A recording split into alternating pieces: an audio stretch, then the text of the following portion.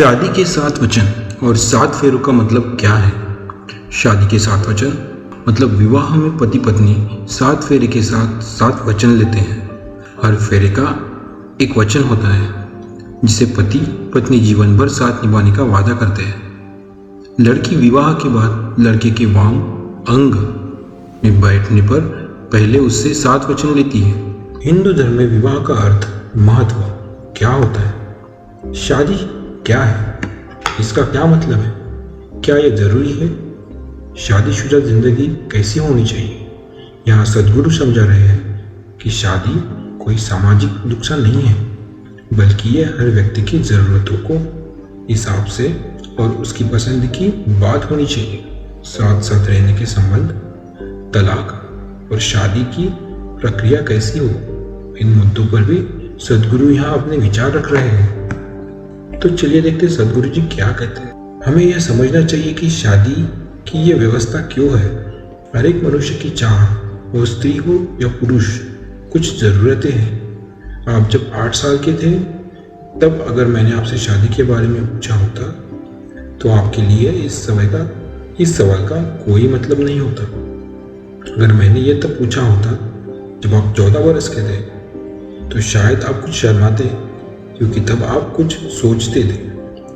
क्योंकि आपका शरीर एक खास ढंग से बढ़ रहा है तो हार्मोन्स आपकी बुद्धि पर असर डालना शुरू कर रहे हैं, तो आप इसके बारे में कुछ सोचते थे।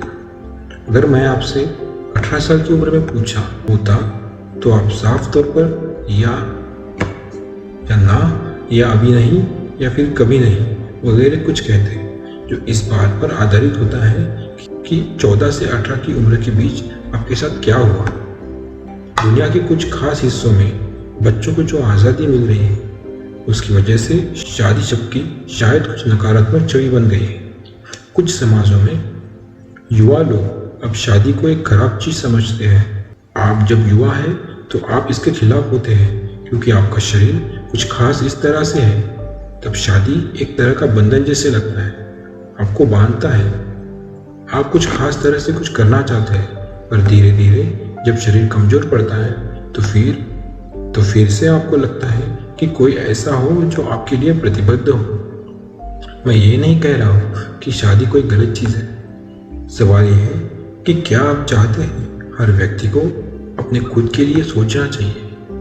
किसी सामाजिक नियम की वजह से इसे नहीं कर लेना चाहिए। यह सोचना बहुत लड़कपन या अपरिपक्वता की बात है कि जब मैं मजबूत हूँ तब मुझे कोई नहीं चाहिए, पर मैं जब कमज़ोर हूँ तो मुझे लगता है कि कोई मेरे साथ हो। वास्तव में कोई भागीदारी या संबंध तभी बनने चाहिए जब आप अपनी खुशियारी की शिखर पर हो। जब आप कमज़ोर होते हैं तो घबराहट में किसी भी तरह के रिश्ते बनाना नहीं चाहोगे। जब आप अच्छे हैं, अपने जीवन की शिखर पर हैं, तब आपको भी भागीदारी बनाना चाहिए जो जीवन के उतार चढ़ाव में आपका साथ दे। हिंदू शादी की परंपरा ये मानती है कि पति पत्नी के बीच जन्म जन्मांतरों का संबंध होता है, जैसे किसी भी परिस्थिति में नहीं तोड़ा जा सकता। विवाह का शाब्दिक अर्थ है V+वाह, अर्थात उत्तरदायित्व का वहन करना, जो जिम्मेदारी उठाना। भारत में सनातनी और वैदिक संस्कृति के अनुसार 16 संस्कारों का बड़ा महत्व है और विवाह संस्कार उसी में से एक है। पाणी ग्रहण संस्कार को इस सामान्यतः विवाह के नाम से जाना जाता है। हमारे यहाँ हस्बैंड और वाइफ के बीच संबंधों को शारीरिक संबंध से अधिक आत्माओं का संबंध माना जाता है। विवाह की रस्मों के 7 फेरों का भी एक प्रचलन है, जिसके बाद ही विवाह पूर्ण माना जाता है। 7 फेरों में दूल्हा और दुल्हन दोनों से वचन लिए जाते हैं। वर वधू अग्नि को साक्षी मानकर इसके चारों ओर घूमकर पति पत्नी के रूप में एक साथ सुख से जीवन बिताने के लिए प्रण करते हैं और 7 फेरे लेते हैं, जिसे सप्तपदी भी कहा जाता है। इन 7 वचनों का अर्थ दोस्तों आगे हम आपको समझाने जा रहे हैं कि ये जो 7 फेरे होते हैं और जो 7 वचन होते हैं, हर एक वचन का क्या मतलब होता है और इसका क्या इंपॉर्टेंस है हिंदू रिलीजन में। चलिए जानते हैं, तो आगे बढ़ते हैं। हम आपको 7 संस्कृत मंत्र वचन तथा उनका सरल हिंदी अनुवाद बताने जा रहे हैं। पंडित की उपस्थिति में मंत्र उच्चारण के साथ अग्नि के 7 फेरे लेकर व ध्रुव तारों को साक्षी मानकर दोनों व्यक्ति तन मन और आत्मा के साथ एक पवित्र बंधन में बन जाते हैं। हिंदू विवाह में कन्या के 7 वचन मंत्र और उनका अर्थ क्या होता है, आगे इस वीडियो में आपको पता चलेगा, तो वीडियो अंत तक जरूर देखिए। प्रथम वचन, तीर्थव्रतोद्यापन यज्ञ कर्म मया सहैव प्रियवर्य कुर्या वामांगमायात्मि तदा त्वदीयं ब्रवीति वाक्यम प्रथमम कुमारी। यहाँ कन्यावर से पहला वचन मांग रही है कि यदि आप कभी तीर्थ यात्रा करने जाए तो मुझे भी अपने संग लेकर जाइएगा। अगर आप कोई व्रत, उपवास अथवा अन्य धार्मिक कार्य करें तो आज भी भांति ही मुझे अपने वाम भाग में बिठाइए। यदि आप इसे स्वीकार करते हैं तो मैं आपके वामांग में आना स्वीकार करती हूँ। द्वितीय वचन, पूज्यो यथा स्वयं पितरो मामपि तथैष भक्तो निज कर्म कुर्या वामांगमायामि तदा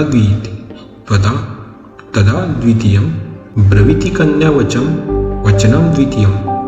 दूसरे वचन में कन्या वर से मांग रही है कि जिस प्रकार आप अपने माता पिता का सम्मान करते हैं उसी प्रकार मेरे माता पिता का भी आप सम्मान करें तथा परिवार की मर्यादा के अनुसार धर्मानुष्ठ करते हुए ईश्वर भक्त बने रहे। यदि आप इसे स्वीकार करते हैं तो मैं आपके वामांग में आना स्वीकार करती हूँ। तृतीय वचन, जीवनम अवस्थात्रमे मम पालनम कुर्यात् वामांगयामि तदा द्वितीयं ब्रवति कन्या वचन तृतीय।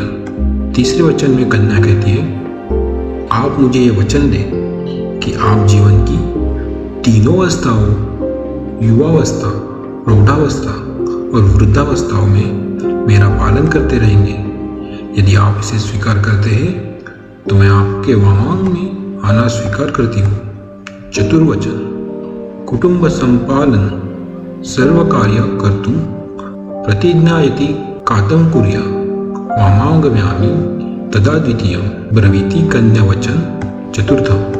चौथे वचन में वधू ये कहती है कि अब जबकि आप विवाह बंधन में बनने जा रहे हैं तो भविष्य में परिवार की समस्त आवश्यकताओं पूर्ति का दायित्व आपके कंधों पर है।